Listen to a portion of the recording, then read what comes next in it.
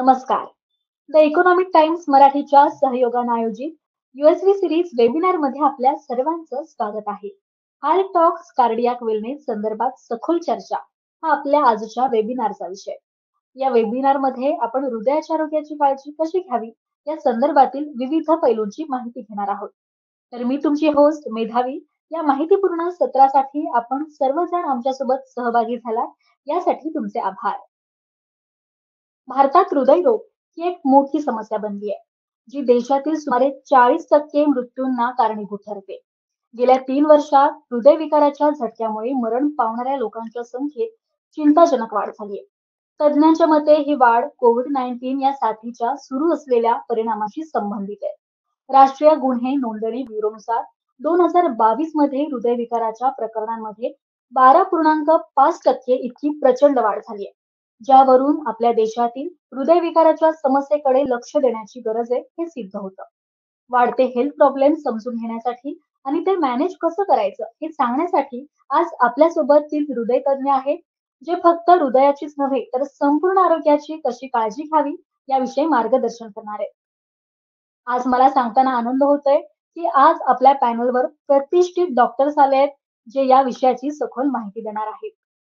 यासाठी आपल्यासोबत आहेत प्रोफेसर डॉक्टर चरण लांजेवार, जे सिनियर कन्सल्टंट इंटरव्हेन्शनल कार्डिओलॉजिस्ट आहेत आणि सिड्रीम सेंटर परळ ईस्ट मुंबई येथे प्रॅक्टिस करतायत. डॉक्टर, तुमचं स्वागत आहे. नमस्कार. यानंतर डॉक्टर कौस्तुभ वैद्य, एक कार्डिओलॉजिस्ट कोरोनरी इंटरव्हेन्शनिस्ट असून जसलोक हॉस्पिटल मुंबई येथे कार्यरत आहेत.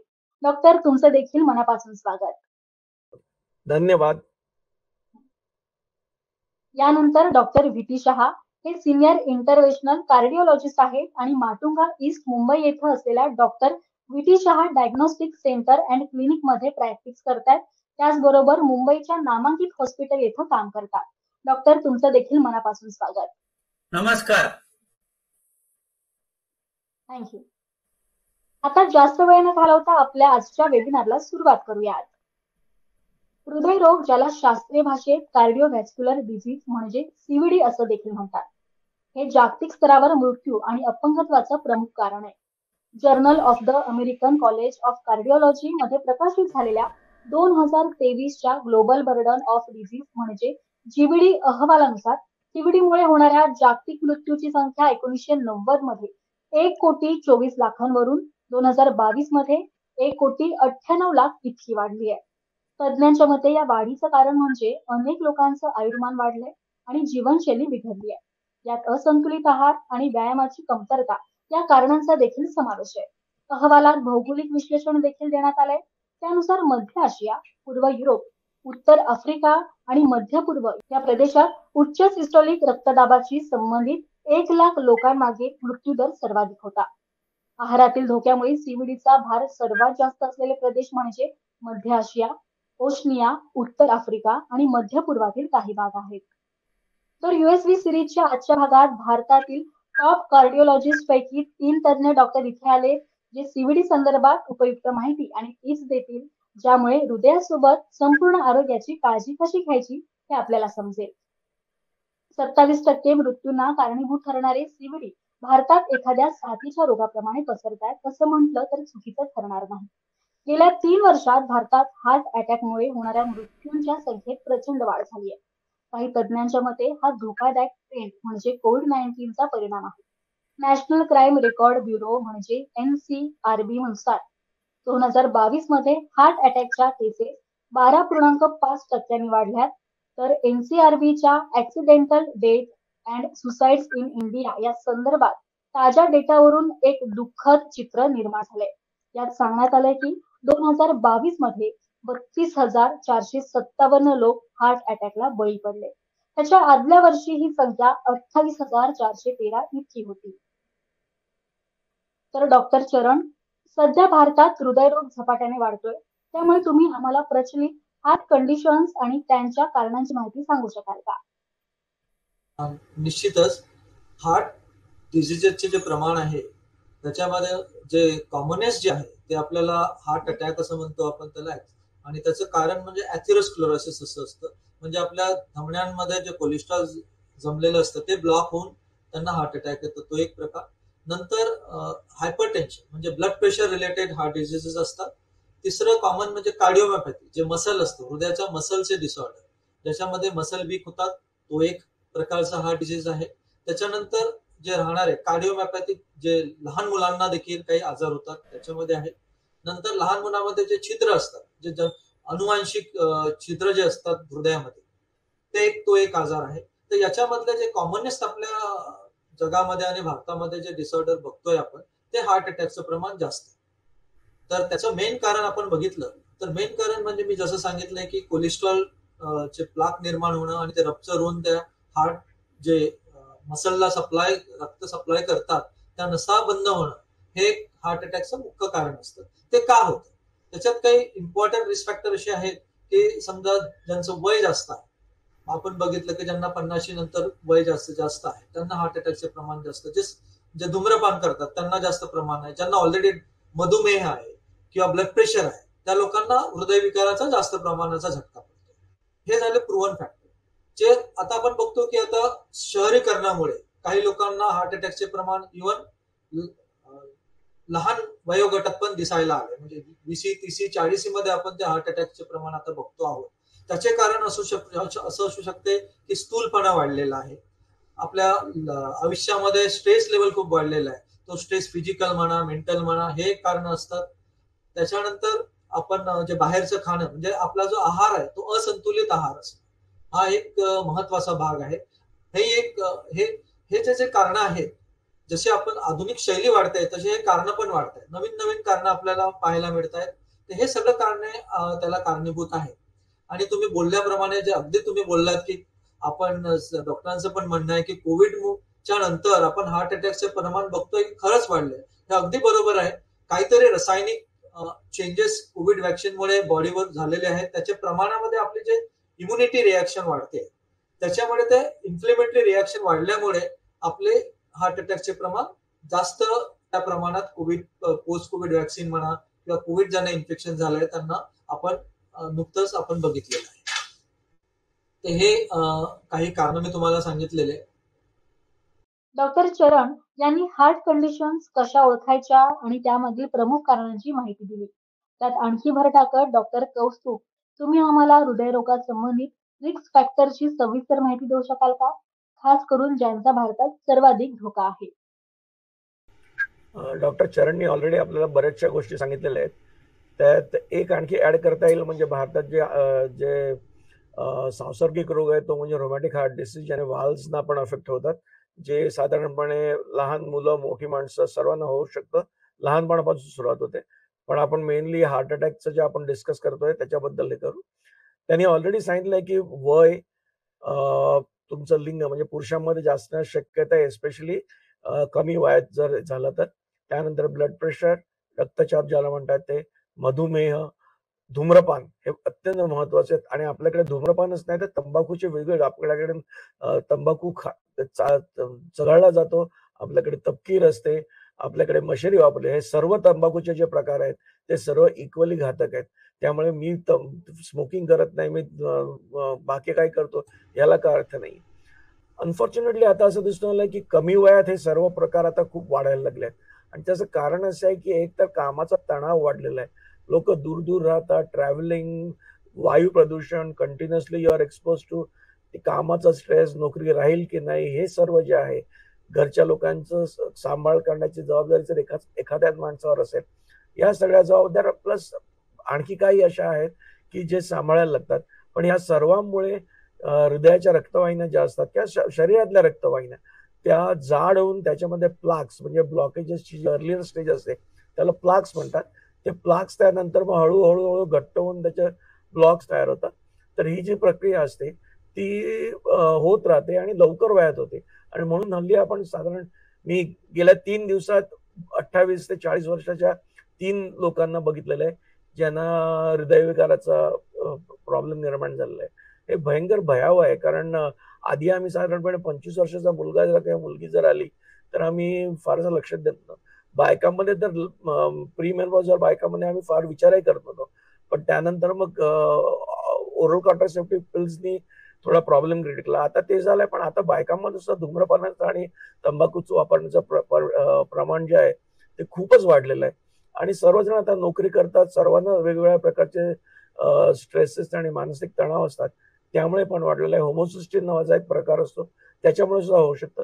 त्यामुळे एखादा मनुष्य जेव्हा घेतो त्यावेळी सार्वंकष तपासणी करून एक्झॅक्ट कारण, बऱ्याच वेळेला कारण सापडतं, पण काही वेळेला एवढं सगळं करून सुद्धा कारण सापडत नाही. अनुवंशिक हे सर्वात महत्वाचं आहे. जर तुमच्या घरात जर हृदयविकाराचा जर धोका असेल तर तुम्ही जास्त काळजी घेणं आवश्यक आहे, कारण अनुवंशिक हे सर्वात महत्वाचं कारण आहे आपल्याकडे. Okay, thank you so much doctor. हा डॉक्टर बोला. त्याच्यामध्ये अजून एक हृदयरोग आजारांचं एक प्रामुख्याने जो आढळतो तो म्हणजे व्हॉल्व्युलर हार्ट डिसीज. त्याला आपण हृदयांच्या झडपांचा आजार म्हणतो. आता आपण बघितलं असेल की ज्यांच्या झडपा वीक आहेत, आपल्या भारतामध्ये रुमॅटिक हार्ट डिसीज खूप कॉमन होता, तो आता उतरण्याच्या मार्गावर लागलेला आहे. रुमॅटिक हार्ट डिसीज ते खूप चांगली न्यूज आहे. तर हा एक आजार खूप आहे. आणि सामान्यतः 50च्या वर नंतर डिजनरेटिव्ह हार्ट वॉल डिसीजेस असतात, त्याच्यामध्ये हार्ट वॉल्स अफेक्ट होतात आणि ते छोटे होतात. तो पण आजार हृदयविकारामध्ये येतो. ओके, धन्यवाद doctor. Global burden of disease अर्थात जीबीडीच्या रिपोर्टमध्ये 18 कार्डिओव्हॅस्क्युलर कंडिशनचा उल्लेख आहे. यात सीबीडी संदर्भातील 15 प्रमुख रिस्क फॅक्टरची देखील माहिती देण्यात आली आहे, ज्यात वायू प्रदूषण, घरातील दूषित हवा, लीड एक्सपोजर, कमी तापमान, जास्त तापमान अशा पर्यावरण विषय. तर systolic blood pressure, LDL-C, body mass index, fasting plasma glucose, किडनीचे आजार अशा चयापचय क्रियेसंबंधी, त्याचबरोबर आहार, स्मोकिंग, सेकंड हँड स्मोक, मद्यपान आणि शारीरिक हालचाल अशा सवयी असल्यामुळे होणाऱ्या धोक्यांचा समावेश करण्यात आलाय. तर या संदर्भात मला एक प्रश्न डॉक्टर VT शहा यांना विचारायचा आहे की हृदयविकाराची अशी कोणती लक्षणं आहेत ज्यांच्याकडे सर्रास दुर्लक्ष केलं जातं, तसेच हृदयाच्या आरोग्याविषयी असणारे काही गैरसमज आहेत का? आमच्यापैकी अनेकांना हृदयाच्या आरोग्याविषयक सुप्त जोखीम आणि संभाव्य धोके जाणून घेणं आवश्यक आहे.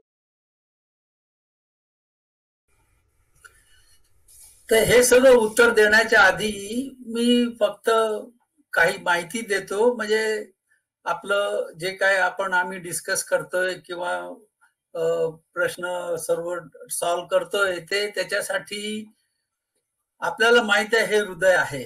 प्रत्येक माणसाचं हृदय त्याच्या फिस्ट प्रमाणे तेवढ्या साईजचा असतो. त्याच्यावरती ह्या जे शिरा दिसत आहेत, आर्टरीज म्हणतो, ते हृदयाला ब्लड सर्क्युलेशन देतं. ह्याच्यात ब्लॉकेज निर्माण झालं की हार्ट अटॅक येतो. आणि हार्ट अटॅक हा सर्वसाधारण 80 ते 90% हृदयाच्या विकाराचा भाग होतो, जसं तुम्ही सांगितलं तसं. बाकीचे कारण चरण सर आणि कौस्तुभ साहेबांनी सांगितलं. आता ह्याच्यात काही आपण प्लाक हा शब्द वापरतो. म्हणजे काय, हे पिवळं जे दिसतं ते चरबी आहे. ती चरबी जाऊन हळूहळू वाढत जाते, त्याला प्लाक म्हणतो आपण. आणि जसं वय वाढतं तसं हे प्लाक वाढतं.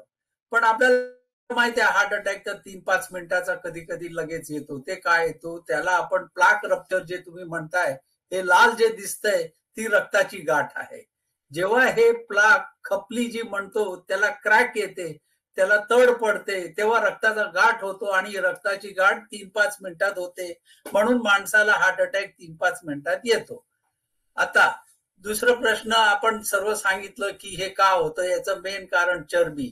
आणि त्याच्यात चरबीमध्ये लोकांना गैरसमज होते, वेगळ्या प्रकारचे चरबी आहेत. पण एकच प्रकार जे आहे, ज्याला आपण मेन कल्प्रिट म्हणतो, गुन्हेगार म्हणतो, ते आहे LDL-C. तुम्ही आता तो प्रश्न, ते शब्द उच्चारला. LDL म्हणजे लो डेन्सिटी लायपोप्रोटीन कोलेस्ट्रॉल. त्याला थोडक्यात बॅड कोलेस्ट्रॉल म्हणतो आपण.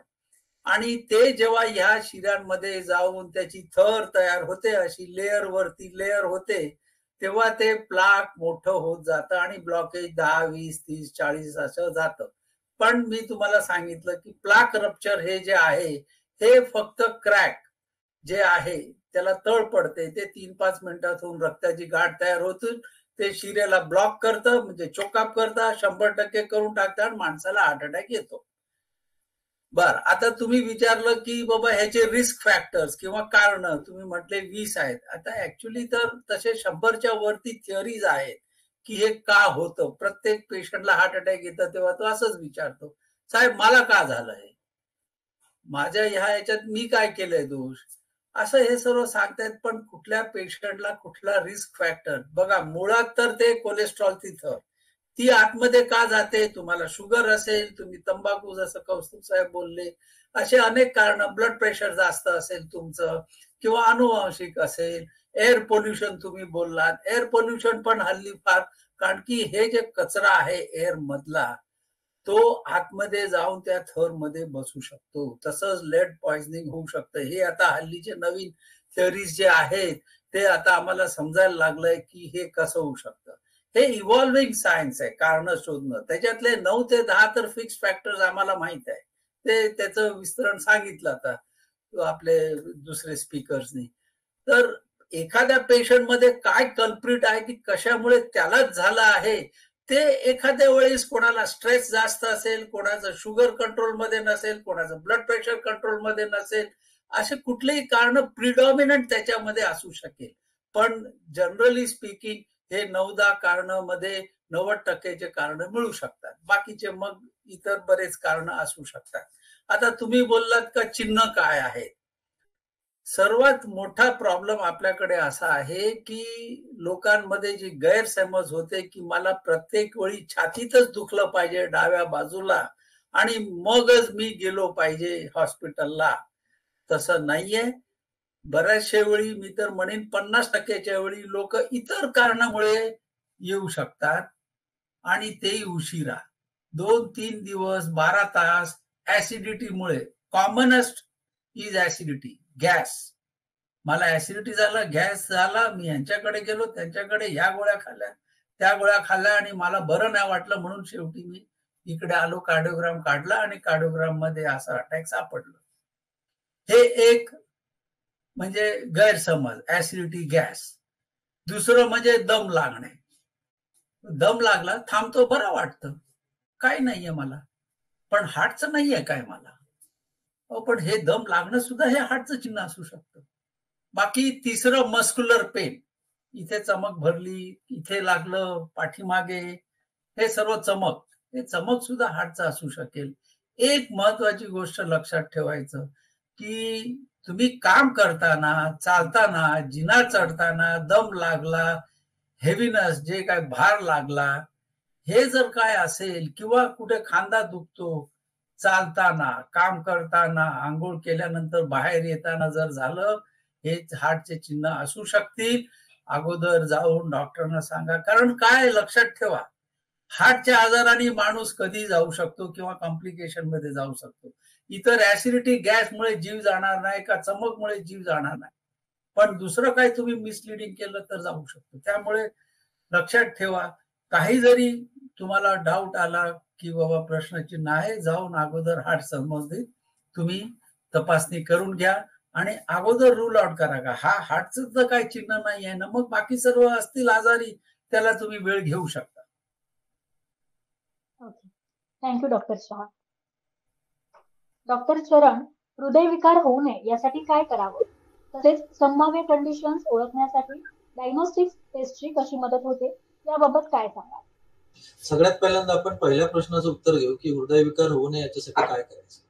फार महत्वाच्या गोष्टी मी सांगितलंय की ज्यांना कोलेस्ट्रॉल लेवल जास्त असतात त्यांना हृदयविकाराचा अटॅक जास्त येतो. तर सगळ्यात पहिल्यांदा आपण कोलेस्ट्रॉल करायला पाहिजे त्या लोकांचं. आता प्रश्न पडतो की हे किती वयापासून चालू करायचं. जनरली 30 to 40 इयर्स जेव्हा होतं माणूस तेव्हा पहिल्यांदा कोलेस्ट्रॉल करायला हरकत नाही. आणि ज्यांना फॅमिली हिस्ट्री आहे, ज्यांना म्हणजे त्यांच्या फॅमिलीमध्ये हार्ट अटॅक आलेला आहे, त्या लोकांनी लवकर केलं तरी सेकंड डिकेट मध्ये तरी चालेल. तर एकदा कोलेस्ट्रॉल जर सहसा 100च्या खाली असायला पाहिजे ज्यांना हार्ट अटॅक नाही. ज्यांना हार्ट अटॅक आहे त्यांना 70च्या खाली असायला पाहिजे. अमेरिकन हार्ट असोसिएशन आणि आपल्या इंडियन हार्ट असोसिएशनने पण आता लेवल्स त्यांचे एलडीएल, आपण जनरली एलडीएल कोलेस्ट्रॉलवर हे व्हॅल्यू ठेवत असतो. तर ज्यांचं एलडीएल कोलेस्ट्रॉलची लेवल 70च्या खाली आहे त्यांना असं आढळण्यात आलं की हार्ट अटॅकचं प्रमाण कमी असतं. तर त्या लोकांचं आपण कोलेस्ट्रॉल कमी करण्याचा प्रयत्न करायचा. ते कसं कमी होतं, बाय स्टॅटिनचे औषधं आणि आता काही नवीन ड्रग्ज आलेले आहेत त्याच्याने पण होतं. आणि नंतर आपलं प्रिव्हेंटिव्ह ऍस्पेक्ट. प्रिव्हेंटिव्ह मध्ये आता दुसरं सांगतोय की ज्यांना धूम्रपान आणि धूम्रपानासारखे जसे आता तंबाखू, बिडी हे सगळं बंद करायला पाहिजे. अनादर गोष्ट म्हणजे जे लोक ऍक्टिव्ह आणि पॅसिव्ह स्मोकर्स आहेत, हे दोन्ही लोकांनी नुसतं ऍक्टिव्ह स्मोकिंग नाही पण पॅसिव्ह स्मोकिंगने पण हार्ट अटॅक उद्भवतो, त्या लोकांनी पण पॅसिव्ह स्मोकिंग पण थांबवली पाहिजे. चौथी गोष्ट, तुम्ही ज्या दिवशी स्मोकिंग थांबवता त्या दिवसापासून त्याचे फायदे तुम्हाला भविष्यामध्ये दिसतील. जरुरी नाही की मी समजा 10 वर्षापासून कोणी स्मोकिंग करत असेल आणि आता केले तर तो असा विचार करेल की मी करून काय फायदा आता करतो, असं नाहीये. जर तुम्ही आता पण चान्स आहे, आता जरी बंद केला तरी भविष्यात तुम्हाला हार्ट अटॅक कमी होण्याचे निश्चित चान्स आहे आणि कमीत कमी 50% तो चान्स कमी होतो.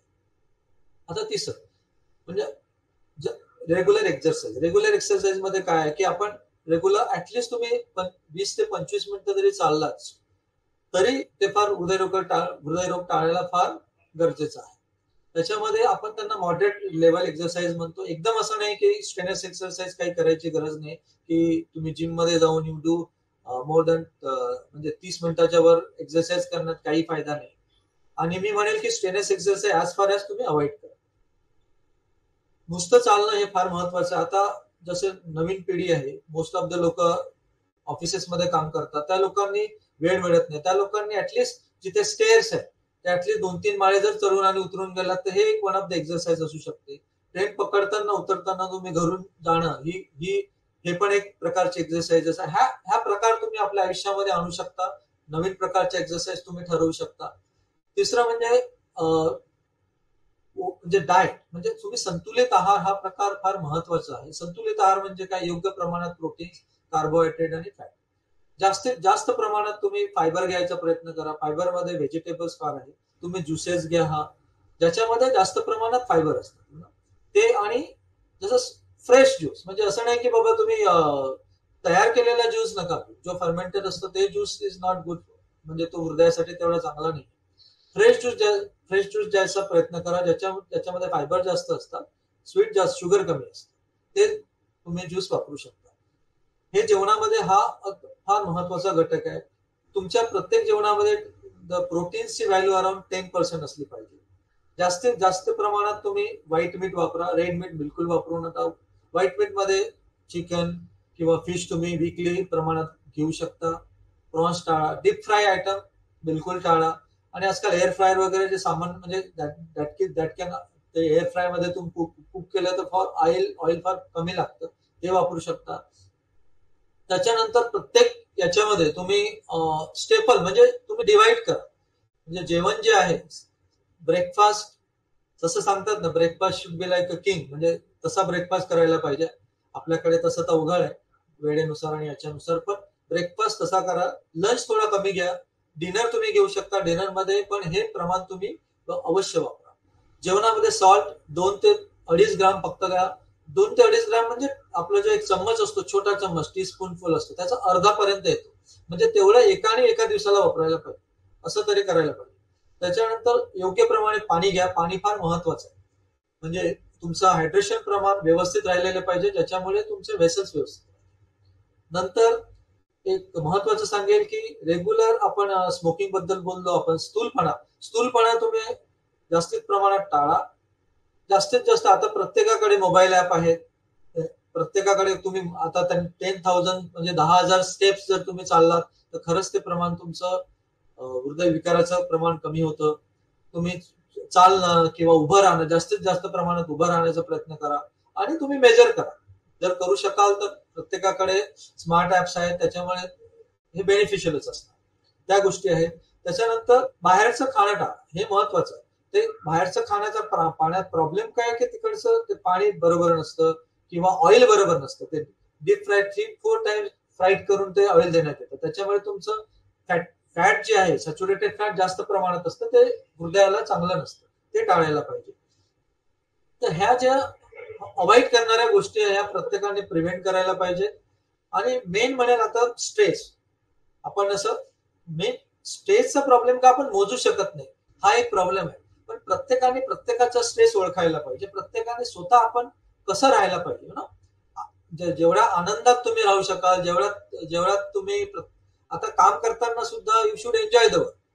असं नाही वाटायला पाहिजे की बाबा मी आता जातोय आणि 8 ते 5 मध्ये I am just working like a dog. त्याला काही अर्थ नाही. जेव्हा आपण एन्जॉय करतो तेव्हा याचा सायंटिफिक फायदा काय आहे, तुमचे हॉर्मोन जे आहेत, प्रत्येक गोष्टीला एक हॉर्मोनल बॉडीचा बॅलन्स असतो.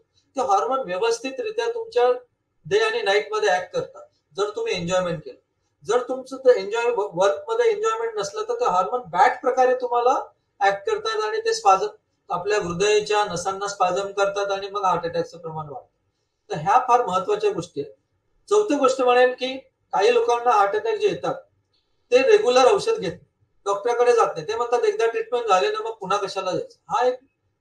मी सांगतो आपल्या भारतामध्ये हा मोठा प्रॉब्लेम आहे. आता तर पूर्वी पैशांचा प्रॉब्लेम होता सामान्य लोकांना, म्हणजे तो प्रॉब्लेम होता. पण आता गव्हर्नमेंटच्या खूप चांगल्या स्कीम आहे. त्या स्कीम मध्ये फ्री ट्रीटमेंट मिळते. लोकांनी यावं, रेग्युलर फॉलोअप द्यावा, रेग्युलर त्याचे मेडिकेशन घ्यावं. हे फार महत्वाचं आहे. कारण की प्रत्येक गोष्टी आपण समजा हार्ट अटॅक आला तर आपण रेग्युलरली चेक करायचं असतं. प्रत्येक महिन्याला आपण त्यांची ईसीजी करतो, स्ट्रेस टेस्ट करतो किंवा इको करतो ज्यांना गरज आहे.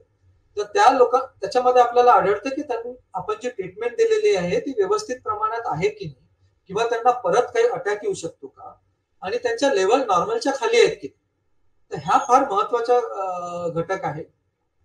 पाचवं सांगेल की ज्या लोकांना समजा आता खासकर म्हणजे तरुण वर्गांना जो हार्ट अटॅकचं प्रमाण वाढलेलं आहे पोस्ट कोविड नंतर, त्यांचं मी असं म्हणेल की ऍटलिस्ट एकाने सगळ्यांनी येऊन एकदा त्यांचं व्यवस्थित ब्लड टेस्ट कराव्या.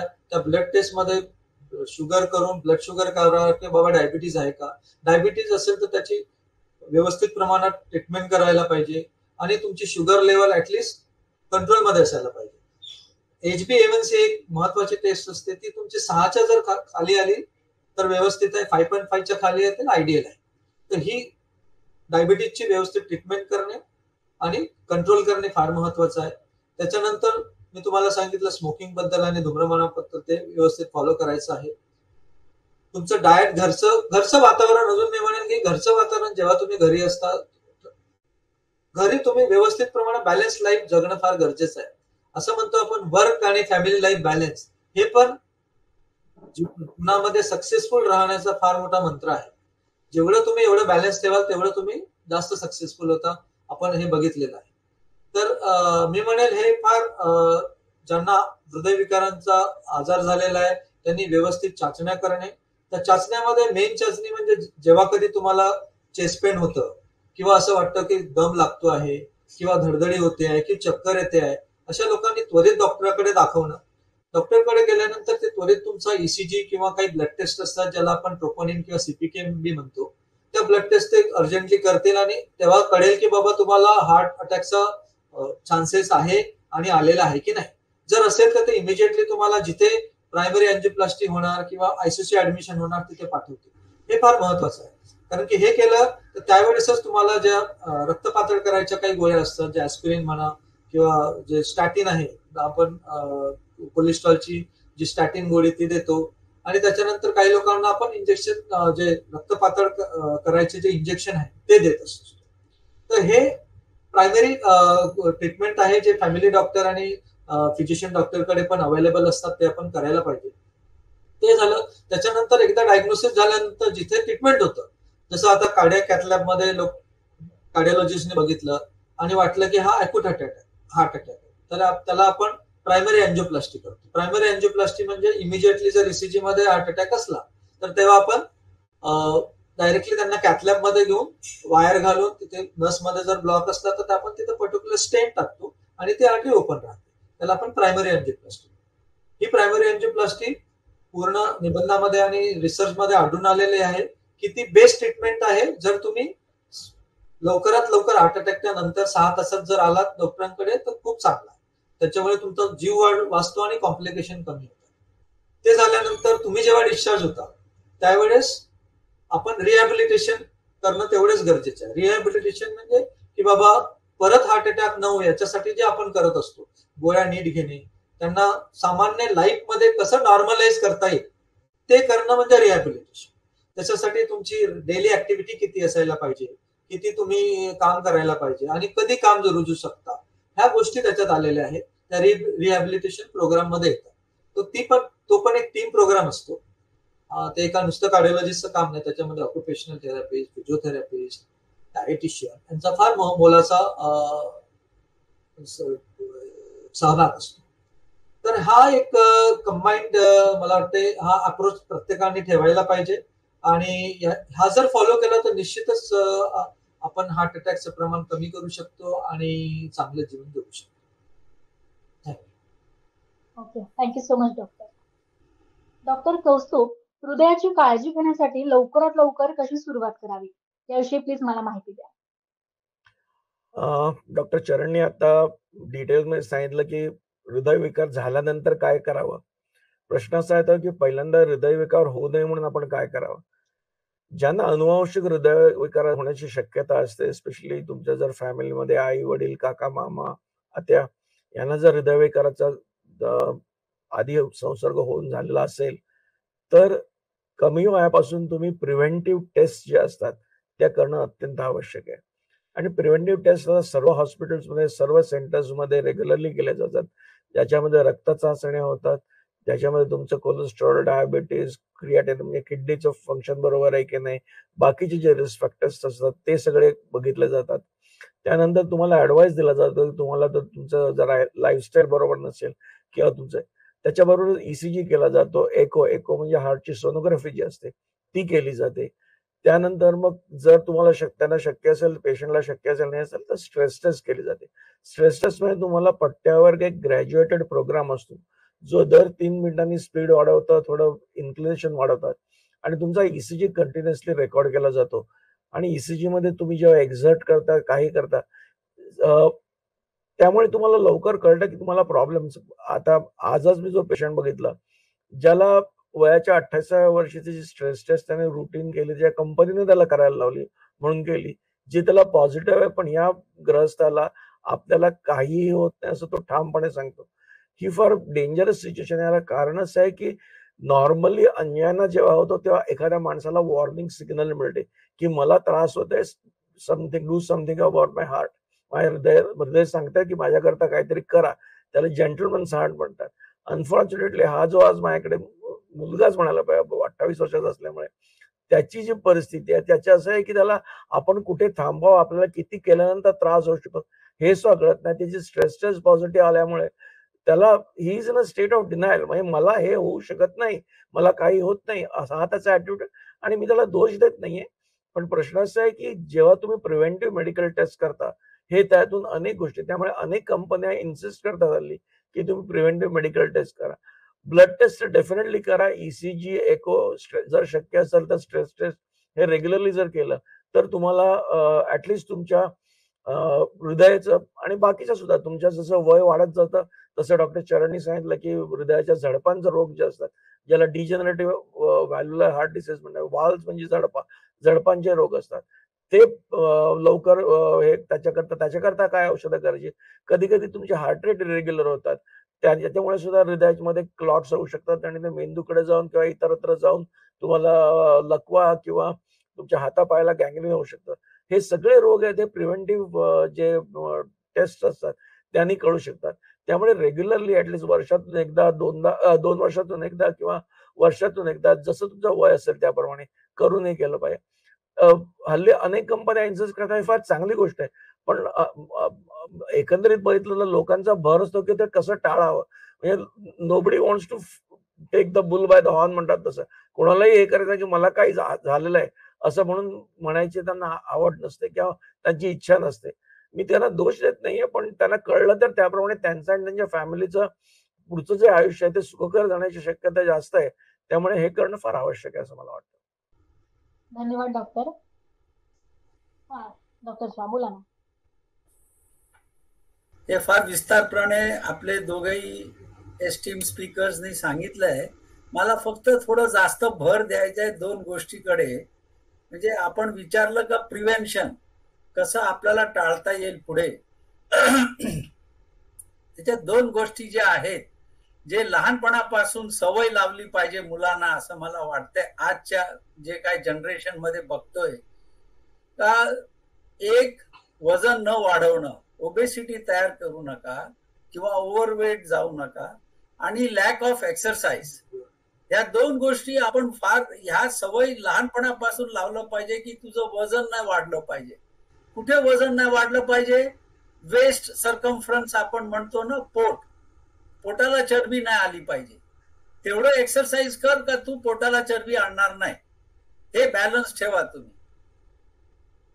चरबी न होण्यासाठी डाएट आणि एक्सरसाइज, हे एक्सरसाइजची सवय लहानपण, कारण काय होतं आपण लावत नाही आणि काय होतं की फॅमिलीला असं वाटते की आपल्या मुलांना सर्वात बेस्ट खाणं दिलं पाहिजे. सर्वात बेस्ट म्हणजे काय? आपले सर्व चरबीचे पदार्थ, हल्ली फास्ट फूड मिळतं, हे द्या. मग त्याचं वजन वाढतं आणि मग अभ्यासाकडे लक्ष दे, दिवस रात्र अभ्यास कर, त्याच्यामुळे एक्सरसाइज नाहीये. आणि मग हे दोन्ही जे वस्तू आहेत ते रिस्क फॅक्टर्स म्हणून मोठ्या वयात ते सर्व होतं. मग प्लस कामाचा स्ट्रेस, हे सर्व सांगितलं अगोदर, पण मी तुम्हाला सांगतो की या दोन गोष्टीकडे सुद्धा लक्ष दिलं पाहिजे. Okay, thank you so much doctor. American red क्रॉसनुसार हृदयाची काळजी घेण्यास जितका उशीर होतो तितकाच अचानक आलेल्या कार्डियक अरेस्टमधून वाचण्याचे चान्सेस कमी होतात. जर आजूबाजूच्या लोकांनी त्वरित हालचाल केली तर CPR मुळे एखादी व्यक्ती वाचण्याची शक्यता वाढते. तर डॉक्टर शहा, आपण हार्ट अटॅक आणि कार्डियक अरेस्ट असे शब्द सतत ऐकत असतो, याचा नेमका अर्थ काय? तर बघा, आपण हार्ट अटॅक, मी तुम्हाला अगोदर सांगितलं तसं, हा एक कॉमन लेमॅन वर्ड आहे का जिथे सर्वच येतं. आणि काही वेळेला म्हणजे कशाने गेला माणूस? हार्ट अटॅकने गेला. त्याचे कारण वेगळे, जसं चरण साहेब बोलले, कारण तर हृदयाचे विकाराचे भरपूर आहेत, पण त्यातल्या त्यात ब्लॉकेजेसचं कारण हे किंवा कार्डिओव्हॅस्क्युलर एथ्रोस्क्लेरोटिक कार्डिओव्हॅस्क्युलर डिसीज, त्याला शॉर्ट मध्ये आम्ही ASCVD म्हणतो, आणि ते कारण सर्वात कॉमन आहे. आणि जेव्हा मी तुम्हाला सांगितलं की शीर एखादी ब्लॉक होते आणि माणसाला अटॅक येतो, छाती दुखणं, दम दुखणे, ब्लड प्रेशर लो होणे, अनेक चिन्हांनी तो येतो पेशंट, त्याला आपण हार्ट अटॅक म्हणतो. आता जेव्हा एखादा माणूस हृदय फटकन बंद होतो तेव्हा आम्ही कार्डियक अरेस्ट म्हणतो. आता ते बंद होतं त्याची कारण वेगळी आहे. काही वेळेला एकदम फास्ट स्पीडनी जाते म्हणून बंद होते, काही वेळा एकदम स्लो स्पीडनी जाते म्हणून पण बंद होऊ शकतं.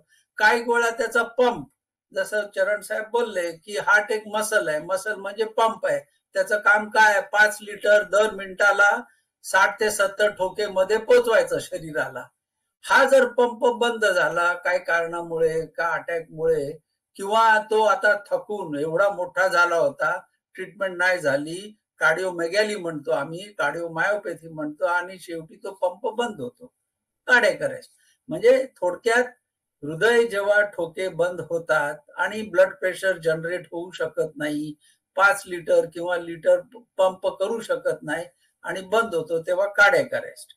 आणि हार्ट अटॅक जेव्हा त्याला खरोखर अटॅक येतो, पण त्यातले जर ट्रीटमेंट झाली वेळेवरती तर 10% खाली दगावतील. जसं वेस्टर्न वर्ल्ड मध्ये आहे सिस्टम, अशी आहे का अँब्युलन्सला बोलवा 15-20 मिनिटात, अर्धा तासात, तर तो कॅथल्या वरती असतो. अजून आपल्याकडे ती सिस्टम तयार व्हायला भरपूर वेळ लागेल, पण आहे, सुरुवात आहे, आपल्याकडेही तसं होत आहे. तर हार्ट अटॅक आणि कार्डियक अरेस्ट मधला हा फरक आहे. ओके, धन्यवाद डॉक्टर. तर डॉक्टर चरण, तुम्ही CPRचं महत्व सांगू शकाल का, आणि यासाठी आवश्यक स्टेप्स नेमक्या कोणत्या आहेत? निश्चित मेधावी. CPR म्हणजे आपण त्याला कार्डिओपल्मोनरी रिससिटेशन असं म्हणतो. ते आपण कुठल्याही पेशंट, आता cardiac arrest, cardio respiratory arrest किंवा कुठल्याही असं कोमामध्ये बघितलेला पेशंट आहे ज्यांचं श्वसन आणि हृदयाचे ठोके गेलेले आहेत, त्या लोकांना आपण हे प्रोसिजर द्यायची असते. याच्यामध्ये जर तुम्ही व्यवस्थित प्रमाणात CPR दिला गाईडलाईन प्रमाणे, तर कमीत कमी 10% लोकांचे आपण प्राण वाचवू शकतो out of the hospital. Inside the hospital तर 90%, मोर दॅन 90% लोकांचे प्राण वाचतात. CPR हा एक त्याचा जो रेशो आहे, याच्यामध्ये पूर्वी आधी 30 ते 40 चेस्ट कॉम्प्रेशन द्यायचे, पण आता अमेरिकन हार्ट असोसिएशनच्या नवीन धोरणाप्रमाणे आपण 100 ते 120 असं आपण चेस्ट कॉम्प्रेशन देतो. मिनिटाला. म्हणजे आपण आता फास्ट द्यायचं, एका मिनिटाला आपण 100 ते 120 वेळा कॉम्प्रेशन द्यायचं आहे आणि एक विशिष्ट प्रमाणात ते आतमध्ये गेलं पाहिजे, म्हणजे पूर्ण जसे करून हार्ट पंप होईल बाहेर, बरोबर. तर तुमचं पूर्ण बॉडीचं वजन त्या चेस्टवर यायला पाहिजे, नुसतं हाताचं नाही. ओके. काय करतात ना, most of the time shoulder आणि हाताचं वजन आल्यामुळे ते कॉम्प्रेशन चेस्टचं नीट होत नाही. जर हृदय बाहेरून जर दबल्याच गेले नाही तर त्याच्यातलं रक्त बाहेर येणार, हा एक महत्वाचा भाग आहे.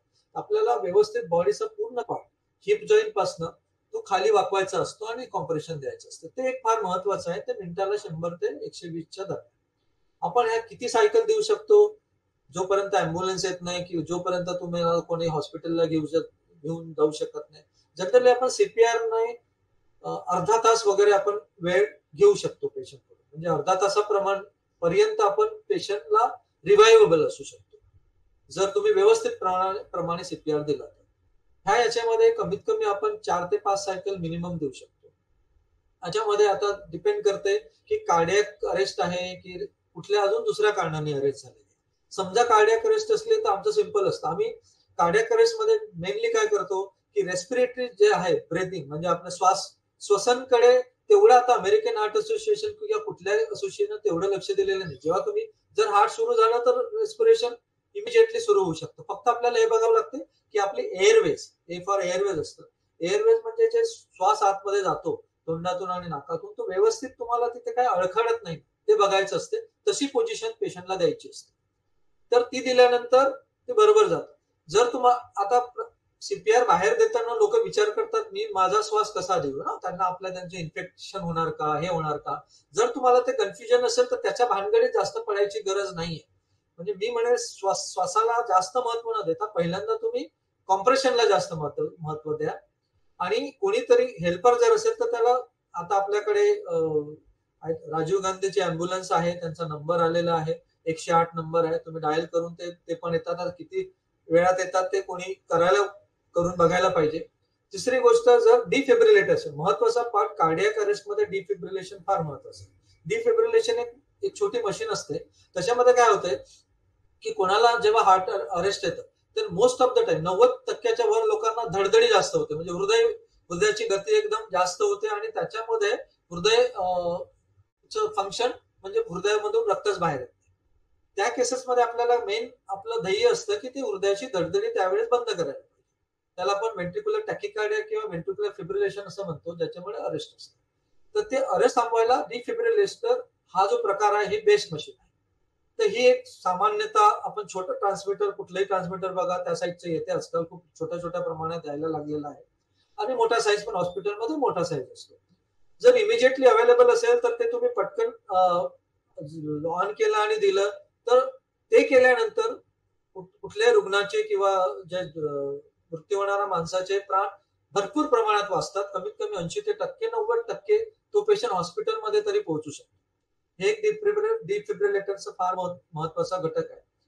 मी असं सांगेल, हे डिफिब्रिलेटर म्हणजे शासनाने काहीतरी ऍक्टिव्हिटी करायला पाहिजे.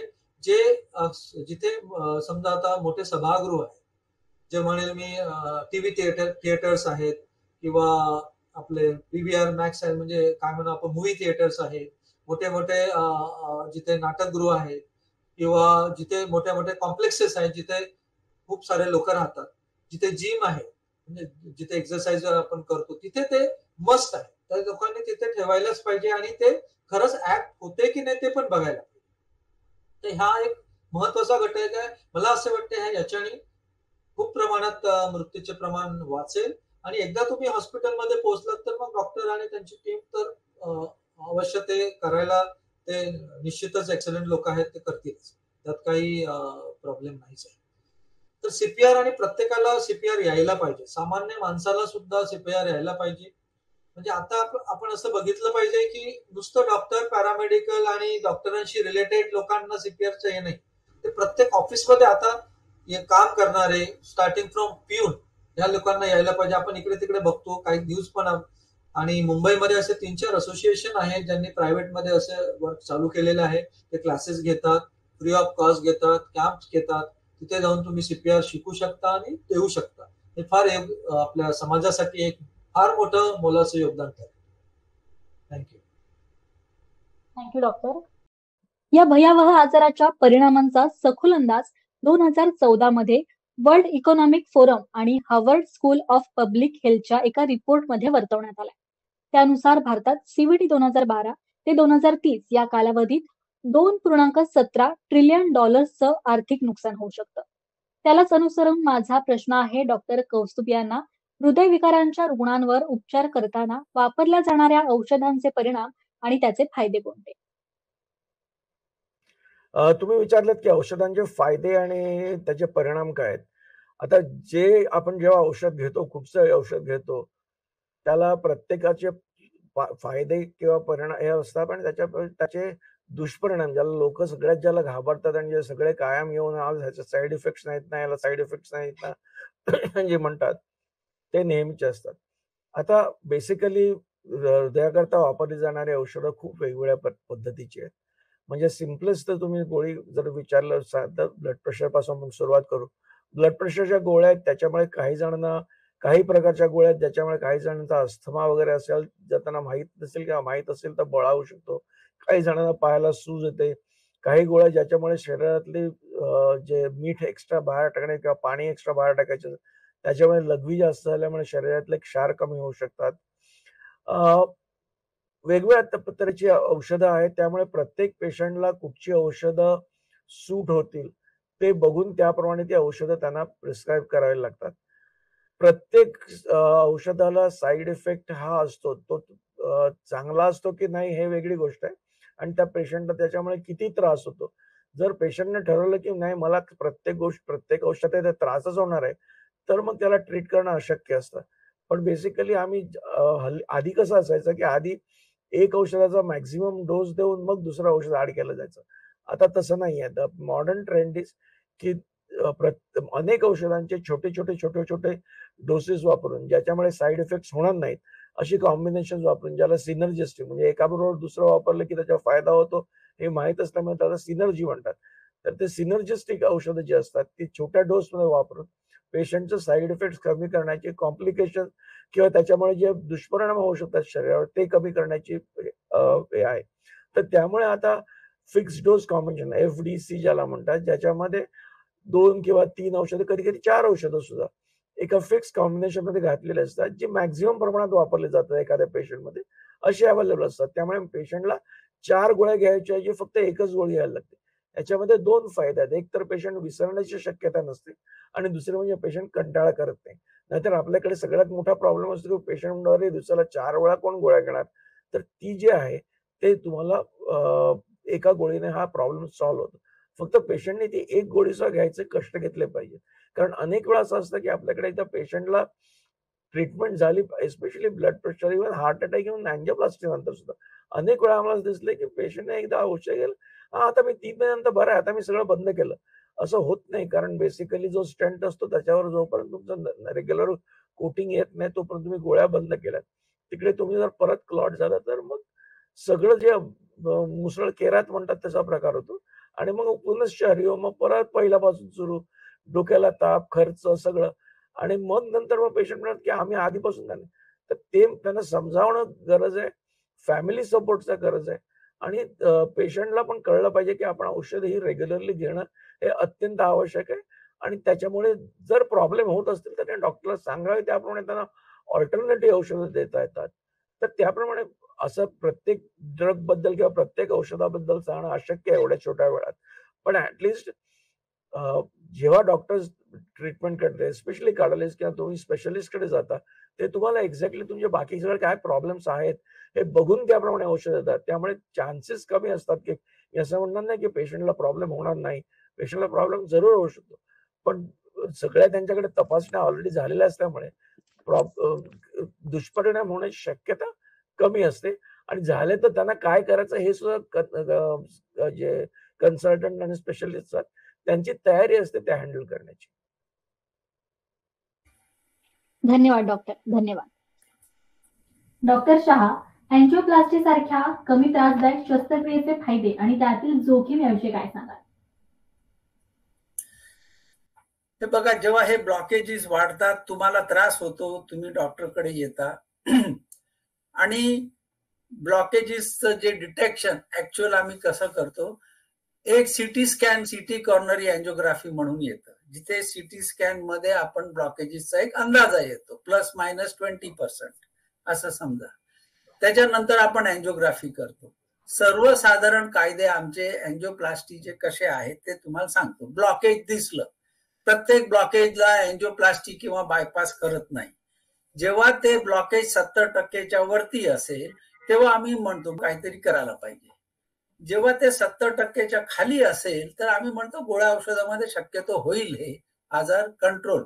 पण असं समजू नका का गोळ्या औषधाने ब्लॉकेजचं प्रमाण कमी होईल, असं अजून आमच्याकडे औषध निघालेलं नाहीये की जेणेकरून 70%, 50% का 30% होईल.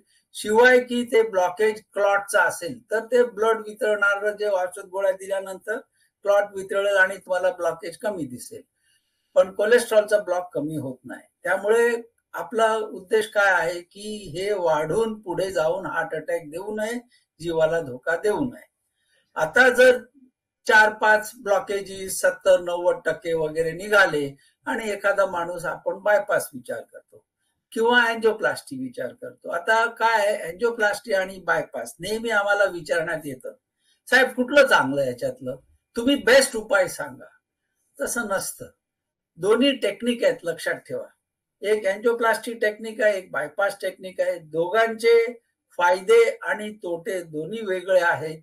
एखाद्या पेशंट मध्ये काय चांगलं आहे काय वाईट आहे हे सर्व पेशंटचं क्लिनिकल आम्ही म्हणतो तसं फॅक्टर्स आणि अँजिओग्राफी मधले फॅक्टर्स हे सर्व धरून मग आम्ही सांगतो की नाही तुमच्यासाठी. प्लस लक्षात ठेवा एक महत्वाचं पॉइंट जे आपल्या देशात फार इम्पॉर्टंट आहे ते आहे रिसोर्सेस, फायनान्स.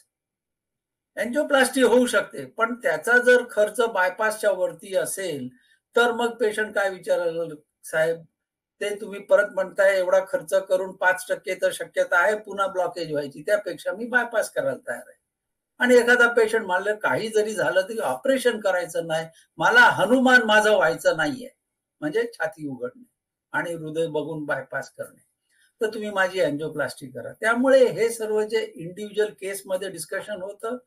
आता अँजिओप्लास्टी जर समजा तुम्ही केली तर त्याच्यात आपण बिन ऑपरेशनचं काम आहे, मान्य आहे, आणि 2 दिवसात पेशंट घरी जातो, त्याच्यात बलूनिंग करतो आणि मग स्टेंट बसवतो जेणेकरून तो ब्लॉकेज निघून जातो आणि रक्ताचं प्रवाही जे ब्लड सर्क्युलेशन आहे ते पुन्हा पहिल्यासारखं होतं. सांगणं फार सोपं आहे आणि रुटीन केस मध्ये जर असेल तर अर्ध्या तासात 1 तासात होऊ पण जातं.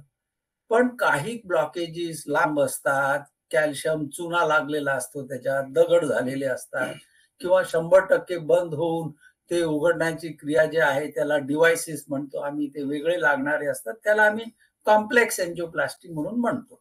एक सिंपल स्टँडर्ड असते, बलून स्टँड, बलून करा, झालं मोकळं. आणि दुसरं हे, त्यामुळे काही गोळा हे पण पेशंट लोकांना गैरसमज होते की बाबा एक स्टँडचे पैसे ह्यांनी मला एवढे सांगितले, तुम्ही तर डबल सांगताय. तर ह्या सर्व प्रत्येक ब्लॉकेजेसच्या वरती असतं की कुठला ब्लॉकेज कसा कॉम्प्लेक्स आहे आणि सिंपल आहे.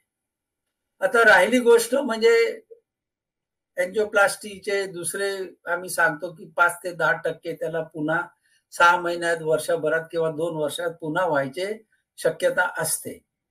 तर हे खरं आहे, हे टेक्निक आहे.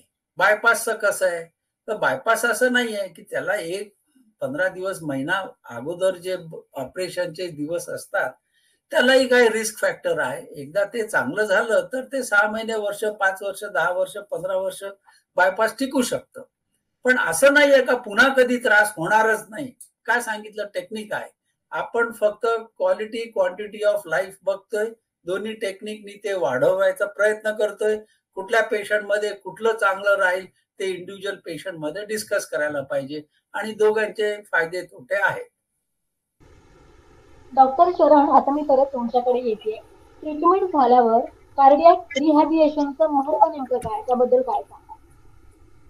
अगदी बरोबर. कार्डियाक रिहॅबिलिटेशन म्हणजे जेव्हा कोणाला हा कार्डियाक अरेस्ट इन हॉस्पिटल आलेली आहे आणि त्याच्यामध्ये आयदर आपण अँजिओप्लास्टी केली आणि पाहिजे ती ट्रीटमेंट दिल्यानंतर पुढे डिस्चार्जच्या वेळेस त्यांनी काय करायचं आणि डिस्चार्ज नंतर नॉर्मल आयुष्यात कसं यायचं, हा एक त्याची प्रक्रिया असते, त्याला आपण कार्डियाक रिहॅबिलिटेशन म्हणतो. जनरली हार्ट अटॅक आल्यानंतर आपण जर अँजिओप्लास्टी प्रायमरी अँजिओप्लास्टी केली तर दुसऱ्या तिसऱ्या दिवशी आपण डिस्चार्ज करतो. डिस्चार्जच्या अगोदर ते आयसीसीयू मधून दुसऱ्या दिवशी आम्ही त्यांना स्टेपअप वॉर्ड मध्ये टाकतो. स्टेपअपला म्हणजे इंटरमिजिएट केअर म्हणतो आम्ही त्याला, जिथे त्यांना स्वतःहून ते बाथरूमला जाऊ शकतात की आम्ही ह्या ऍक्टिव्हिटी बघतो. बेड साईड त्याला उभं करतो, चालवायला लावतो. हा एक फार महत्वाचा घटक आहे. त्याच्यानंतर त्यांना रेस्ट दिल्यानंतर त्यांचे हार्ट रेट आपण मेजर करतो, त्यांचं आपण रेस्पिरेटरी म्हणजे श्वसन किती मिनिटाला करतो ते बघतो आणि ते कम्फर्टेबल आहेत की नाही ते बघतो. ह्या गोष्टी आपण मॉनिटर करत असतो. त्याच्यात काही ह्या ऍक्टिव्हिटीमध्ये त्यांना काही प्रॉब्लेम गेला का, जर गेला असेल तर मग आपण परत त्यांना हे करून दुसरी काही ट्रीटमेंट ऍड करतो. तो एक प्रकार डिस्चार्ज करताना. आणि मग डिस्चार्ज केल्यानंतर आपण सांगतो की मिनिमम 7 दिवस तुम्ही घरी जेव्हा राहता तेव्हा काय काय फिजिकली करा आणि काय काय करू नका. जनरली आपण नेक्स्ट 7 दिवस मध्ये त्यांना जास्त स्ट्रेनस एक्सरसाइज वगैरे करायला सांगत नाही. फक्त घरी तुम्ही राहा, तुम्ही तुमच्या सामान्य ऍक्टिव्हिटी जे स्वतःहून जे टॉयलेट बाथरूम ते करू शकता बाबा, ते तुम्ही बोलू शकता, बाहेर जाऊ शकता, फिरायला जाऊ शकता, बायकिंग करू हे करू शकता. पण आम्ही जिमला जावा वगैरे आम्ही 7-8 दिवसानंतर त्याला जे काही जर व्यवस्थित असला तर आम्ही 7-8 दिवसानंतर त्याला पुन्हा आम्ही असेस करतो आणि मग ठरवतो की आणि कधी पूर्णपणे तो जॉईन करू शकतो की नाही करू शकतो. कार्डियाक रिहॅबिलिटेशन मध्ये cardiologist, intensivist, dietitian, physiotherapist, occupational therapist ह्या सगळ्यांचा रोल येतो. कधी कधी कार्डियाक रिहॅबिलिटेशन मध्ये सायकियाट्रिस्टचा पण रोल येतो, कारण की कधी कधी पेशंट एकदम हतप्रभ झालेला असतो. हार्ट अटॅक आल्यानंतर एकदम त्याला टेन्शन येतं आणि तो मेंटली थोडा वीक होतो. त्या केसेस मध्ये आम्ही सायकियाट्रिस्टची मदत घेतो आणि मग तो मेंटली कसा अपलिफ्ट करता येईल ते बघत असतो. तर तो एक प्रकार कार्डियाक रिहॅबिलिटेशन मध्ये कॉमनली केला जातो.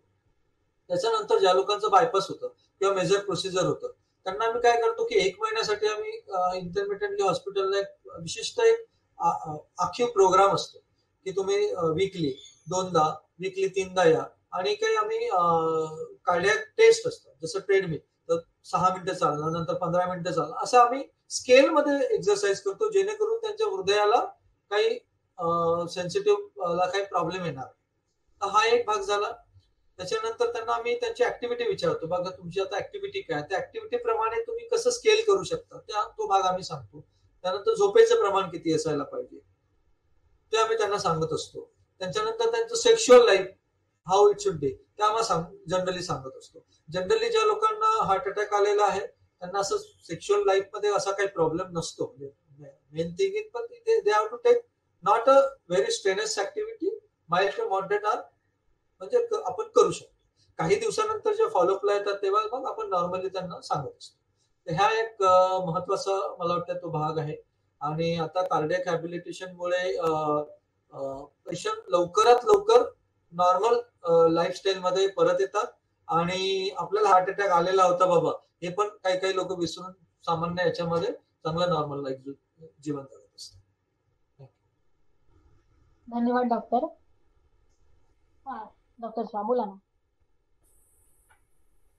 एकच गोष्ट मला सांगायचं आहे, जे डॉक्टर चरणनी सांगितलं त्याच्या व्यतिरिक्त एक फार मोठी गैरसमज लोकांमध्ये आहे आणि ते आहे योगाबद्दल. आपण त्यांना विचारलं की तुम्ही एक्सरसाइज करता का, walking, jumping, climbing, swimming, running काय करता का तुम्ही? साहेब योगा करतो मी, अर्धा तास रोज योगा करतो, हा त्यांचं उत्तर असतं. तर आता बघा, योगा जे आहे त्याचे 2 मोठे फायदे आहेत. एक आहे फ्लेक्सिबिलिटी एक्सरसाइज, म्हणजे तुमच्या शरीराला फ्लेक्सिबल ठेवतंय, श्वास घ्या श्वास सोडा असे पोझिशन्स घ्या सर्व. एक दुसरी गोष्ट स्ट्रेस रिलॅक्सेशन, म्हणजे तुमच्या मनाला शांती वाटते, शांतपणे वगैरे तुम्ही सर्व एक्सरसाइज करता आणि चांगलंही वाटतं, सेन्स ऑफ वेल बिंग. असं हे योगाचे 2 महत्वाचे पॉझिटिव्ह पॉइंट्स आहेत. दॅट कॅनॉट रिप्लेस ते त्या गोष्टी एक्सरसाइजला जिथे आम्ही करतोय. कंडिशनिंग हार्टला परत ते रिहॅब बोलले, रिहॅबचा मतलब काय की त्या हार्टला पुन्हा त्याच्या ओरिजिनल फॉर्म मध्ये यायला पाहिजे. म्हणजे day to day stresses of life, pulse rate वाढवणं, ब्लड प्रेशर वाढवणं एक्सरसाइज करताना, ह्या गोष्टी योगा करू शकत नाहीये. त्यामुळे मला फक्त एवढंच म्हणायचं आहे की योगा हे एक्सरसाइज नाही आहे, ह्या 2 गोष्टी वेगळ्या आहेत. जे त्यांनी एक्सरसाइज बद्दल सांगितलं हे एक प्रकार आहे जिथे पल्स रेट, ब्लड प्रेशर सर्व वाढत येतं मुद्दामून, जेणेकरून हार्ट पुन्हा त्याच्या ओरिजिनल फॉर्म मध्ये येणार. आणि हे एक स्ट्रेस रिलॅक्सेशन आणि फ्लेक्सिबिलिटी एक्सरसाइज आहे. ओके, धन्यवाद डॉक्टर. तर ग्लोबल बर्डन ऑफ डिसीजच्या एका अभ्यासातून असा अंदाज वर्तवण्यात आलाय की भारतात एज स्टँडर्डाइज मृत्यू दर 1,00,000 लोकांमागे 272 इतका आहे, जो 235 या जागतिक सरासरीपेक्षा कितीतरी जास्त आहे. सीव्हीडी बाबत काही गोष्टी सर्वाधिक चिंताजनक आहेत, त्या म्हणजे वेगाने होणारा प्रसार, कमी वयातील रुग्ण आणि वाढता मृत्यूदर. यामुळेच हृदयविकाराला सायलेंट किलर, धोकादायक साथ किंवा भारतीय लोकसंख्येला संपवू पाहणारा टाइम बॉम्ब म्हणतात. या संदर्भात माझा प्रश्न डॉक्टर कौस्तुभ यांना आहे की हृदयाची चांगली काळजी घ्यायची असेल तर आहारात कोणते बदल केले पाहिजेत आणि त्याचं पालन कसं असलं पाहिजे? पारंपरिक आपला जो आहार आहे तो ज्याला आपण चौरस आहार म्हणतो तो होता. अनफॉर्च्युनेटली अनेक कारणामुळे, म्हणजे मी असं म्हणणार नाही की लोकांना फक्त बाहेरचं खायला आवडतं म्हणून, पण जेव्हा नवरा बायको दोघेही जण नोकरीला जातात सकाळी, त्यावेळी प्रत्येक वेळी जेवण करून निघणं बाहेर शक्य असतं असं नाही. त्यामुळे बाहेरचं खावं लागतं किंवा बऱ्याच वेळेला ऑफिसच्या कॅन्टीन मध्ये खाल्लं जातं. लहान मुलांनाही बऱ्याच वेळेला प्री मेड फूड जे असतात, प्रिपेअर्ड फूड्स असतात, म्हणजे मी खूपसे हे नाही पण नूडल्स म्हणा किंवा बाकीचे असतात, बिस्किट, हे सगळं दिलं जातं. आमच्या लहानपणी आम्हाला शाळेत चपाती भाजी, पोळी भाजी सोडून दुसरं काय आणलं तर शिक्षा व्हायची. आज तसं होत नाही आणि मी कोणाला त्याकरता दोष देणार नाहीये. पण प्रश्न असा आहे की त्याच्यामुळे असं झालेलं आहे की जे नॉर्मली आपला हेल्दी फूड हॅबिट्स होत्या त्या आता हळूहळू लयाला चालल्या आहेत. दुसरं असं आहे की हॉटेलिंग म्हणा किंवा डायनिंग आउट हा कन्सेप्ट जो आहे तो खूप बळावलेला आहे. टू द एक्सटेंट की तुम्ही जर दर शनिवार रविवार बघितलं, तुम्हाला जर कधी असं वाटलं की आपण बाहेर कुठेतरी जेवायला जावं, बुकिंग मिळणं सुद्धा कठीण असतं, छोट्यापासून मोठ्या रेस्टॉरंट्समध्ये. आणि रेस्टॉरंट्सचं असं असतं की ते त्यांची क्वालिटी ऑफ फूड प्रिपरेशन जे असतं दॅट कॅनॉट बी गॅरंटेड. मी असं म्हणत नाही की सगळ्यांची वाईट असतं किंवा खराब असतं. तर ह्या सगळ्या जर तुम्ही बाबी बघितल्यात तर असं आहे की तुम्हाला प्रत्येक वेळी हेल्दी हॅबिट सांभाळणं शक्य असतं असं की होईल असं नाही. तर तुम्हाला घरच्या घरी तुम्ही हेल्दी हॅबिट सांभाळलं पाहिजे. एस्पेशली ब्रेकफास्ट, जसं डॉक्टर चरणने सांगितलं होतं की डिक्टम इज की you have a breakfast like a king, lunch like a commoner and dinner like a pauper. Pauper म्हणजे गरीब मनुष्य.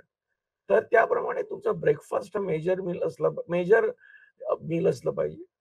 भरपूर त्यात फायबर असलं पाहिजे. फ्रुट्स असेल तर फ्रुट्स घेतली पाहिजे, फ्रेश फ्रुट्स, कॅन्ड फ्रुट्स नाही.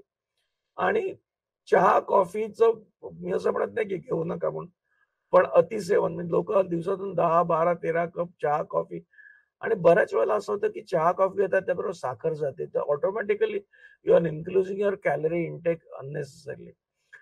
आणि दुसरं असं असतं की तुम्ही प्रत्येक वेळी काय झालं की कुणातरी काहीतरी आणलं, पार्टी झाली, काय झालं, ज्याच्यातलं खाल्लं, तेल कसलं वापरताय माहित नसतं आपल्याला, तेल चांगलं वापरलं जात नाही. ऑलरेडी जर तुम्हाला कोलेस्ट्रॉलचा प्रॉब्लेम असेल, कोलेस्ट्रॉल फायबरचं प्रमाण जे आहे ते कमी झालेलं आहे. तर त्यामुळे भाज्या खाणं हे खूप कमी झालेलं आहे. भाज्या खात नाही असं म्हणत नाही, पण भाज्या जशा आधी खाल्ल्या जायच्या तशा होत नाहीत. हे सगळं जर बघितलं, नॉन व्हेजिटेरियन खाणं वाढलेलं आहे, नॉन व्हेज रेड मीट खाणं वाढलेलं आहे. हे सगळं जर बघितलं तर आपण आपल्या ट्रॅडिशनल किंवा ज्या पारंपरिक जेवणाच्या आपल्या ज्या सवयी होत्या त्याच्यापासून आपण खूप दूर गेलेलो आहोत. आणि त्याच्यामुळे काही प्रॉब्लेम झालेले आहेत. तर ते कितपत आपल्याला रिसेट करता येतील हे मला माहित नाही. पण ऍटलीस्ट जे लाईफ आपण जे आपलं फूड हॅबिट्स आहेत ते जर तुम्ही हे केलं, जेवणात दररोज जर तुम्ही सीड्स, नट्स, एक मूठभर नट्स वेगवेगळ्या प्रकारचे, एकाच प्रकारचे नाही, किंवा ज्या वेगवेगळ्या सीड्स असतात, म्हणजे फ्लॅक्स सीड्स असतात, अनेक प्रकारच्या, आता तुम्हाला अनेक सीड्सची कॉम्बिनेशन मिळणार, ती वापरली, लो कार्बोहायड्रेट, हाय प्रोटीन आणि हाय फायबरचा ब्रेकफास्ट वापरलात, आठवड्यातून जसं तुम्हाला कोलेस्ट्रॉल वगैरे असेल त्याप्रमाणे अंड किंवा अंड्याचा पांढरा तर खायला काहीच प्रॉब्लेम नाही, अगेन किडनीचा प्रॉब्लेम नसेल तर, हे सगळे बघून त्याप्रमाणे तुमच्या आहार तज्ञ डायटिशियनला विचारून त्याप्रमाणे जर तुम्ही ऍडजस्ट केलात तर अनेक प्रॉब्लेम जे आहेत ते सॉल्व्ह करता येतील. पूर्णपणे सॉल्व्ह करता येतील असं म्हणत नाही. पूर्णपणे तुम्हाला मुलं आहेत ते पिझ्झा बर्गर खाणार नाहीत असंही नाही, कारण त्याच्याशिवाय it is a peer pressure for them. पण ऍटलिस्ट जेवढं कमी करता येईल तेवढं जर कमी केलं तर ऍटलिस्ट भावी एक्सप्लोजन जे आहे कार्डिओव्हास्क्युलर, आपल्याकडे नुसतं कार्डिओव्हास्क्युलर डिसीज नाही, आपल्याकडे diabetes we are becoming world number 1 आणि दॅट इज मोर भयावह, कारण डायबिटीसमुळे अनेक प्रॉब्लेम म्हणजे शरीर पोखरून टाकणारा रोग आहे. तर त्यामुळे डायबिटीसचा टाळता आला आणि एक्सरसाइज आणि डाएट हे अत्यंत महत्वाचे आहे डायबिटीस करता. तर त्यामुळे तुम्हाला ह्या सर्व आस्पेक्ट्सकडे लक्ष द्यायला पाहिजे फॉर स्कूल्स आणि हे, कारण शाळांमध्ये आता खेळाचा तास हा नुसता नावाला उरलेला आहे. म्हणजे त्या खेळाच्या तासाला ऍक्च्युली पीटी टीचर्स सुद्धा असतात की नाही, अशी मला कधी कधी शंका येते. त्यामुळे खेळामध्ये ज्यांना इंटरेस्ट आहे त्यांना इंटरेस्ट आहे, पण बेसिकली अभ्यास अभ्यास अभ्यास, मार्क्स मार्क्स मार्क्स, ते त्यामुळे लोकांचा खेळावरचा आणि बाकीच्या ऍक्टिव्हिटीज आहे, आउटडोअर ऍक्टिव्हिटीजवरचा जो भर आहे तो कमी झालाय. आम्ही लहान असताना पहिल्यांदा शाळेची दप्तरं टाकून खाली खेळायला जायचो, हे आता दिसत नाही. खाली मुलंच दिसत नाही खेळताना, आयदर ते कम्प्युटरवर पडलेले असतात किंवा व्हॉट्सअप आपल्या मोबाईल फोन्सवर पडलेले असतात. हे अत्यंत घाणेरडे ट्रेंड आहे, टू द एक्सटेंट की मुलं आमच्या मुलांना घेऊन जेव्हा पालक म्हणजे त्यांच्याकरता नाही पालकांकरता घेऊन येतात, तेव्हा मुलांना गप्पा करण्याकरता त्यांच्या हातात ते मोबाईल फोन्स ठेवतात. त्यामुळे मुलांना मोबाईल फोन्सची एवढी वाईट सवय लागलेली आहे की त्याच्याशिवाय त्यांचं जीवन असूच शकत नसं त्यांना वाटायला लागलेलं आहे. तर त्याच्यामुळे एकंदरीत एक्सरसाइज बद्दल, डाएट बद्दल, आणि मी सांगितलं जसं की पूर्णपणे तुम्हाला going back to normal lifestyle हे शक्य नाहीये. पिझ्झा, बर्गर, बाकी सगळे फूड, बाकीची सगळी विचित्र फूड्स आहेत, they are there to stay. पण ऍटलीस्ट हे नमकीन्स वगैरे जे आहे, ज्याच्यामध्ये प्रचंड प्रमाणात मीठ असतं, त्याला तेल असतं, अनेक वेळेला तळलेले समोसे किंवा बटाटवडे जे असतात, ज्याच्यामध्ये ट्रान्सफॅट्स असतात, जे हृदयाला आणि एकंदरीत अथेरोस्क्लेरोसिस करता हानिकारक आहेत. हे जे फ्राईड मोमोज असतात ते बऱ्याच वेळेला फ्राय केले जातात. हे सगळे जे पदार्थ आहेत हे ऍज फार एज पॉसिबल टाळा. मी असं म्हणणं की पूर्ण टाळू नका, पण ऍज फार, आणि मुख्य म्हणजे फायबरचा इंटेक आणि शुगरचा इंटेक. सॉफ्ट ड्रिंक्सचं सेवन किंवा सॉफ्ट ड्रिंक्स पेक्षा बाकी सगळे जे गोष्टी ज्या आहेत ते अनेक याच्यामध्ये शुगर ऍडेड ड्रिंक्स जे असतात, ती जर तुम्ही अवॉइड केली तर तुमचं कॅलरिक इंटेकही कमी होतो आणि you are reducing the risk of developing diabetes. आणि आपण काय खातो हे जरा बघितलं तर दॅट वुड बी बेटर. धन्यवाद डॉक्टर. मृत्यूदर कमी करणं आणि लक्षणं मॅनेज करणं यांची माहिती घेत आपण हार्ट हेल्थ विषयी जाणून घेत आहोत. त्यामुळे डॉक्टर शहा, निरोगी हृदयासाठी व्यायाम किती महत्वाचा आहे हे मगाशी तुम्ही थोडं सांगितलंच, पण अधिक काय सांगू शकता? त्याचबरोबर काही पोस्ट ट्रीटमेंट ऍक्टिव्हिटी देखील सजेस्ट करा. आपण प्रिव्हेन्शन बद्दल बोललो की हार्ट अटॅक कसं टाळायचं. एक्सरसाइज किंवा व्यायाम करणं हे त्याच्यात फार महत्वाचा भाग आहे. व्यायाम हा शब्द वापरतो आपण, एक्सरसाइज, पण बेसिकली आपण त्याला इंग्लिशमध्ये फिजिकल ऍक्टिव्हिटी म्हणतो. आपण किती ऍक्टिव्ह राहणं, जसं डॉक्टर चरण बोलले की 10,000 स्टेप्स तुमचे असले पाहिजे दिवसाला, टोटल 24 तासात. हे फिजिकल ऍक्टिव्हिटी प्लस. तर हा पहिला ऑप्शन नाहीये. पहिला ऑप्शन आहे आपलं एक्सरसाइज करणे, 30 मिनिटं 5 दिवस आठवड्यातनं किंवा 150 मिनिटं आठवड्यातनं. हा एक्सरसाइजचा रेकमेंडेड डोज आहे. जसा आपण औषध गोळ्यांचा डोज म्हणतो तसा एक्सरसाइजचाही डोज आहे. ते एक्सरसाइजचा डोज खास करून ज्यांना अटॅक आलेला आहे किंवा मी म्हटलं तसं एथेरोस्क्लेरोटिक कार्डिओव्हास्क्युलर डिजीजचा पुरावा आहे, त्या लोकांनी हे महत्वाची गोष्ट पाळलं पाहिजे. Very important, they should follow this. आणि जे प्रायमरी प्रिव्हेन्शन, ज्यांना हे सर्व अटॅक आलेला नाहीये पण त्यांना टाळायचं आहे अगोदरच, त्यांनी ही फिजिकल ऍक्टिव्हिटी करावी. आता फिजिकल ऍक्टिव्हिटी आता काय झालंय की बरेचशे लोकांना आपण पेपरमध्ये वाचतो की फलानं काही खेळताना कोलॅप्स झाला, काही ट्रॅकिंगला गेला, आपण मॅरेथॉन मध्ये पण वाचलं काही लोकांना अटॅक येतो वगैरे. ह्या गोष्टी कधी होतात जेव्हा तुमची बॉडी, महत्वाचं हार्ट, त्याला अकस्टम नाही आहे, त्याला त्याची सवय नाहीये आणि तुम्ही अनअकस्टम एक्सरसाइज करता, तेव्हा हे सर्व गोष्टी होऊ शकतात. म्हणून आम्ही म्हणतो नेहमी की तुम्ही अशी कुठलीही ऍक्टिव्हिटी फिजिकल जे तुमच्या शरीराला सवय नाहीये तसं तुम्ही करायला गेलात तर नक्की त्याचा दुष्परिणाम होऊ शकतो. आणि तसंही म्हणजे आम्ही साधारण भाषात लोकांना उदाहरण देतो की बाबा एखादा कुली आहे, एक प्लॅटफॉर्मवरनं दुसऱ्या प्लॅटफॉर्मला तुमची पेटी सामान 100 किलो उचलून जातो. त्याला हे रोजचं काम आहे, त्याला अटॅक येतो का नाही तुम्हाला आणि मला सांगितलं तर अटॅक येईल असं आहे. सो अकस्टम्ड एक्सरसाइज पाहिजे आणि तेवढं जास्त करायला गेला तर तुमची बॉडी त्याला अकस्टम झाली पाहिजे, सवय लागली पाहिजे शरीराला.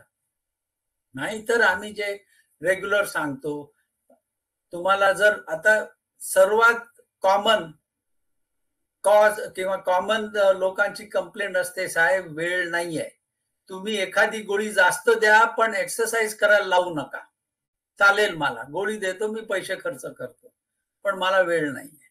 हे चुकीचं कारण आहे. तुम्ही वेळ काढायला पाहिजे कारण की एक्सरसाइज हे औषध आहे, हे एक प्रकारचं औषध आहे. त्यांनी तुमचं शुगर नॉर्मलला येऊ शकते, ब्लड प्रेशर नॉर्मलला येऊ शकते, कोलेस्ट्रॉल नॉर्मलला येऊ शकते आणि तुमचं हार्टचं पंपिंग सुधारू शकते. कितीतरी त्याचे फायदे आहेत. ते कुठल्याही गोळीमध्ये असे फायदे नाही आहेत की जे एक एक्सरसाइज मध्ये आहे. आणि तुम्ही 10,000 पावलं टाका, तुम्ही रनिंगला जा, जॉगिंगला जा, स्विमिंगला जा, सायकलिंगला जा. लोक म्हणतात माझे गुडघे दुखतात, मी चालायला जाऊ शकत नाही. सायकलिंग करा तुम्ही, युनिपेडल सायकल वरती स्विमिंग करा, फार चांगलं एक्सरसाइज आहे. काय नाही तर जिने चढा, 20 जिने चढले आणि उतरले रोजचे तरी चांगलं एक्सरसाइज आहे. हे कारण देऊ नका. तुम्ही तुमच्या डॉक्टरशी करा आणि डिस्कस करा की साहेब हे एक्सरसाइज मला जमेल, हे जमणार नाही तर किती डोज मध्ये करू आणि काय त्याचे फायदे आहेत. पण एक्सरसाइज कुठली फिजिकल ऍक्टिव्हिटी चालू ठेवा, त्याचे बरेच फायदे आहेत. धन्यवाद डॉक्टर.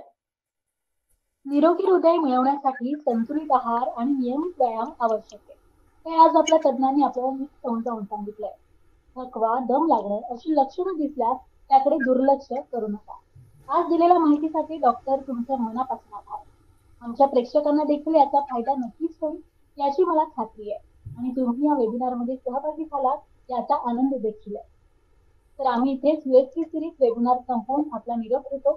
स्वतःची काळजी घ्या आणि निरोगी राहा. धन्यवाद. धन्यवाद. थँक्यू. धन्यवाद. धन्यवाद.